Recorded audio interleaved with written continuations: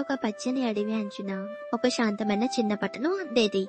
ఉదయాన్నే పక్షుల కినకినలు, మల్లెపూల సుగంధం, నెమ్మదిగా సాగే జీవితం. ఆ పట్టణంలో మీను అనే తెలివైన పిల్లి, రాజు అనే చెనాకి కుక్క ఉండేవారు. వాళ్ళిద్దరు మంచి స్నేహితులు. కలిసి నవ్వుతూ ఆడుతూ ఉండేవారు.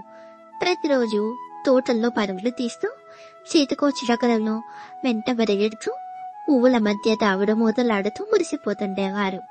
రాజు ఇద్దరు కలిసి చంద్రుడిని చూస్తూ నిద్రపోయేవారు. ఒకరోజు ఆడుతూ బాల్ వెంబటి రాజు అడవిలోకి పరిగెత్తాడు. కాని పొదల్లో దాగి ఉన్న లోతైన గుంతను రాజు గమనించలేదు. దట్ అనే శబ్దంతో రాజు లోతైన గుంతలో పడిపోయాడు. తాను బయటకి రాలేనేమోనని భయంతో మురగసాగాడు. కాని ఎవరూ వినలేదు. ఇంట్లో ఉన్న మీను ఇది గమనించింది. రాజు ఇంకా ఇంటికి రాలేదు. మీనుకు అనుమానం వచ్చింది. గాలిని పీల్చి రాజు వాసనను గుర్తించి వెంటనే అడవిలోకి పరిగెత్తింది. పొదల మధ్య మీను జాగ్రత్తగా అడుగులు వేసింది. ఒక్కసారిగా ఒక మైదానం కనిపించింది. మీనుకి కళ్ళు పెద్దవయ్యాయి.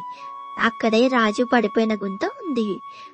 లోపల రాజు భయంతో కూర్చొని ఉన్నాడు.